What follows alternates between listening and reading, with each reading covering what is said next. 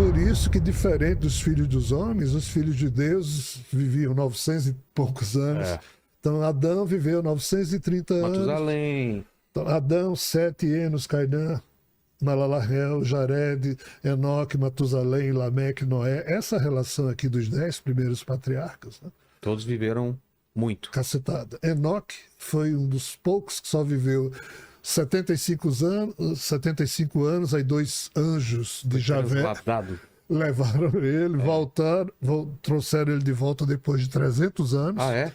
Aí ele ditou 366 livros para o seu filho Matusalém escrever, levaram ele de volta. Tinha tempo para escrever, porque, né? Porque ele não ia morrer na Terra.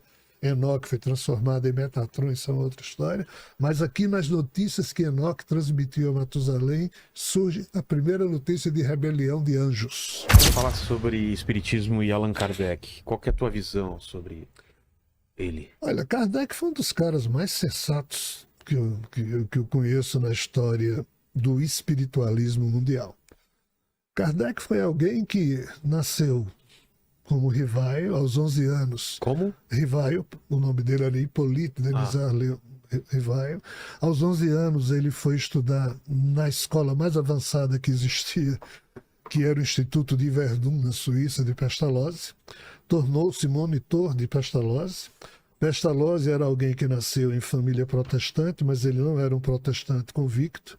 E os professores que Pestalozzi usava no Instituto eram alguns católicos, outros protestantes. E o Hipólito, que viria a ser depois Allan Kardec, cresceu formando a sua personalidade, percebendo o quanto o seu mestre Pestalozzi ficava triste com as disputas que os seus professores católicos e protestantes tinham.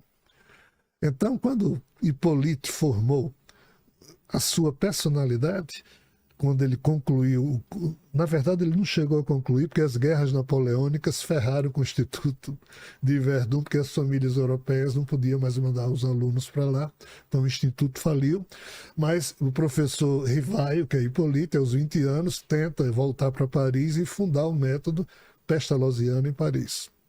Mas sem se vincular à religião, porque ele, Rivaio, não gostava de religião, influenciado pela vivência que teve com Pestalozzi.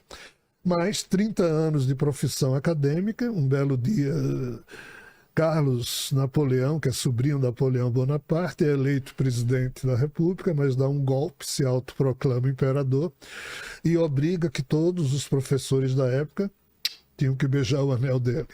O professor Rivaio foi alguém que se recusou a fazer isso, por isso perdeu a licença para o magistério, ficou desempregado e teve que, entre aspas, viver de bico durante algum tempo. Ele foi contador do Teatro de Paris, blá, blá, blá. Mas ele era alguém da Academia Parisiense de Letras, de Ciências, era um cara profundamente... Nessa época, ele já estudava a questão do magnetismo, então ele se envolveu com o espiritismo.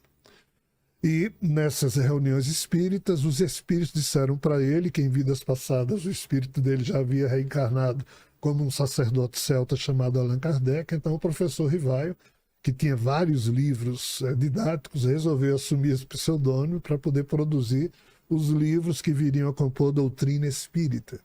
Mas ele não era cristão, ele não era católico, não era protestante e ainda de, entre aspas, respeitar Cristo e os valores da época.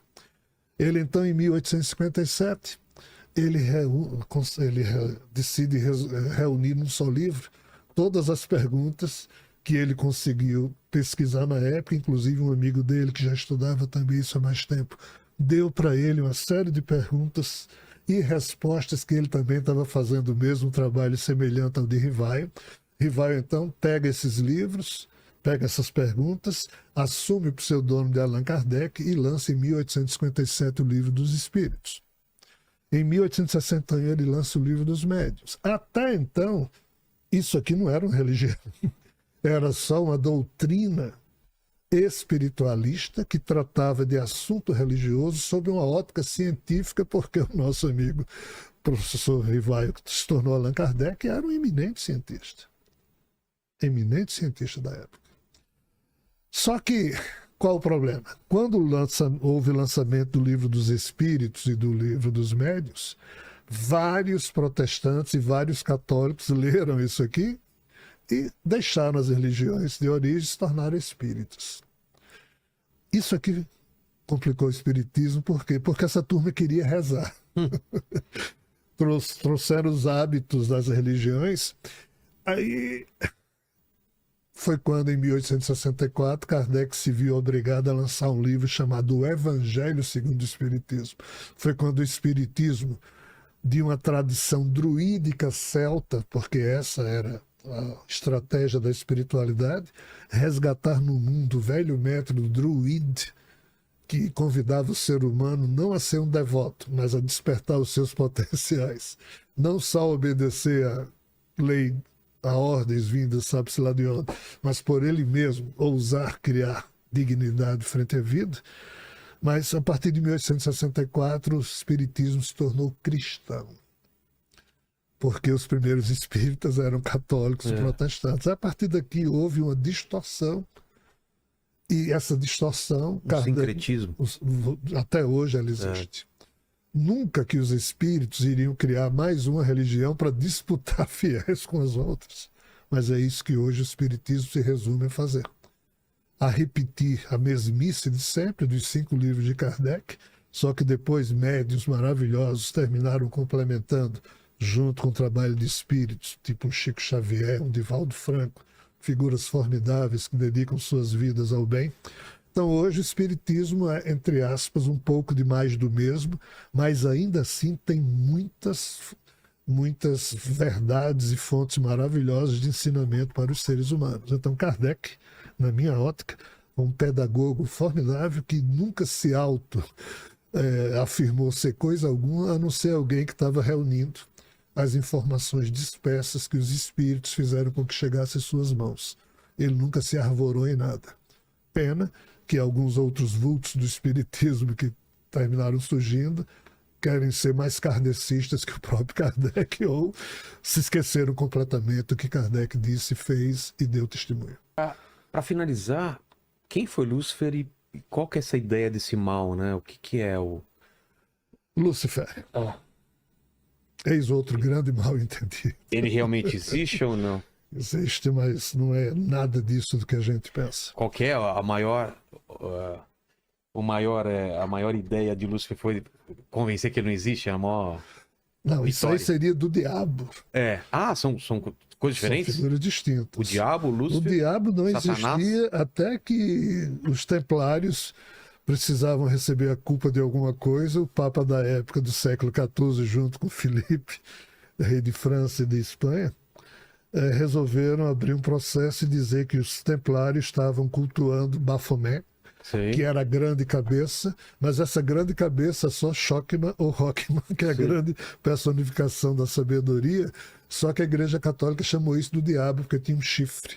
E esse chifre nada mais era, porque na época em que isso foi, entre aspas, concebido, ter um chifre era sinal de sabedoria, porque existia demo bom, demo ruim, Deus bom, Deus ruim. Se lembra que eu falei? Sim. Eis a confusão. Aí o nome de Lúcifer foi atrelado a essa figura do diabo desde o século XIV e XV para ferrar com os templários. Mais um desserviço que a igreja fez à humanidade, a Igreja Católica. A Igreja Católica prestou bons serviços em muitos campos, mas ferrou em outros tantos. Então, assim, onde é que está a gênese disso? Nos livros de Enoque. Quem é Enoque? Na perspectiva de que houve um tempo na Terra em que existiam os filhos dos deuses e os filhos dos homens. Os filhos dos deuses, os filhos dos homens eram aquele que um homem e uma mulher transavam, então os homens descendiam disso aí. Só que filhos de deuses, ou seja, seres não humanos, chegaram aqui na Terra, transaram com os humanos e criaram um tipo de descendência. Netflix. E Adão seria o primeiro ser dessa descendência. O híbrido? Por isso que, diferente dos filhos dos homens, os filhos de Deus viviam 900 e poucos anos. Então Adão viveu 930 anos. Matusalém. Então, Adão, Sete, Enos, Cainã, Malalahel, Jared, Enoque, Matusalém, Lameque, Noé. Essa relação aqui dos 10 primeiros patriarcas, né?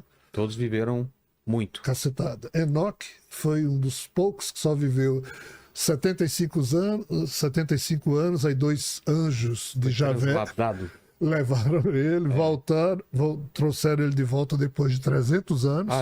Aí ele ditou 366 livros para o seu filho Matusalém escrever, levaram ele de Tinha volta. tempo para escrever, né? Porque ele não ia morrer na Terra. Enoque foi transformado em Metatron, isso é outra história. Mas aqui nas notícias que Enoque transmitiu a Matusalém, surge a primeira notícia de rebelião de anjos. É. São duas referências. As rebeliões, uma rebelião ocorrida há muito tempo atrás, fora do contexto terreno, e outra de seres chamados Igigis, que são Anunnakis, que chegaram e transaram com as mulheres, e Enlil, que era o irmão de En, que ficou pé da vida e ferrou e puniu esses caras. Mandou um dilúvio. Aí Javé assume isso como sendo obra dele, e então a notícia de Enoque sobre rebelião de anjos começou aqui. Aquela lá atrás. Lá atrás. Isso, terço do céu. milênios. Sei. A Igreja Católica, quando surgiu milênios depois, inventou o conceito de diabo sobre o conceito dos anjos que Enoque falou, Os caídos. os caídos. Tá. Então, assim, Nada a ver com ver, Lúcifer. nada a ver, nada a ver. A história de Ielus Bel tem a ver com a história, outras histórias de anjos caídos, tipo um Belial, e eu contei essa história de Lúcifer numa trilogia Terra Atlantis que eu produzi, são 3 livros, O Sinal de Land's End, Frota Norte e Era Sapiens, em que eu conto toda essa história segundo o que me foi retratado por esses seres. Aqui aparece a figura de Ielus Bel, um simples ser extraterrestre, de um tipo de... Não anjo. É porque Segundo a gente falou, chama, cada um chama de um jeito. de um jeito, Tá. entendeu? Então, assim, esse ser, ele nunca fez, entre aspas, nada de errado, no sentido de ser diabo, isso, aquilo. Ou querer ser igual a Deus. Exato, não existe nada disso. Essa história que eu conto nesses livros, apenas ele descobriu uma falha na criação. O Ielus Bel, que era um cientista. Estrela da Manhã, mesma coisa ou não? Tá. Por isso, porque ele foi o primeiro a acender a luz do conhecimento e questionar Sofia, o Rockman, e os Tajans. Ei, que história é essa? Tem um erro aqui. Não tem erro, não. Isso aqui veio do universo vizinho, é um Deus que tem lá, papapá. Não, mas tem erro, tem erro. Ele fixou a atenção dele a esse problema e isso criou um vírus mental. Esse vírus se propagou no sistema de Capela em diversos mundos. Mais de 200 bilhões de seres foram infectados por essa pandemia.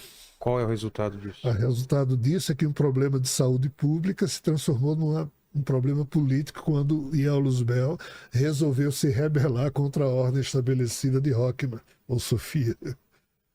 Só que figuras que surgiram no quartel-general de Lúcifer, tipo um Lemion, esse aqui se tornou Satanael, que é o Satanás. Esse aqui meteu os pés pelas mãos. Satanás não é a mesma coisa que Lúcifer. Pior que não. Mas muita gente igual, mas não é. E Ielus Bel nunca fez nada de violento, ainda que ele teve que administrar questões violentas em Antares, mas isso são fofocas. Samael não tem nada a ver também. Samael tem a ver com os anjos relativos aos Anunnakis e os Sumérios, é outra história. Entendi. São histórias misturadas, entendeu, cara? E Enoque foi quem contou tudo isso. Mas dos 366 livros de Enoque, só restaram 2.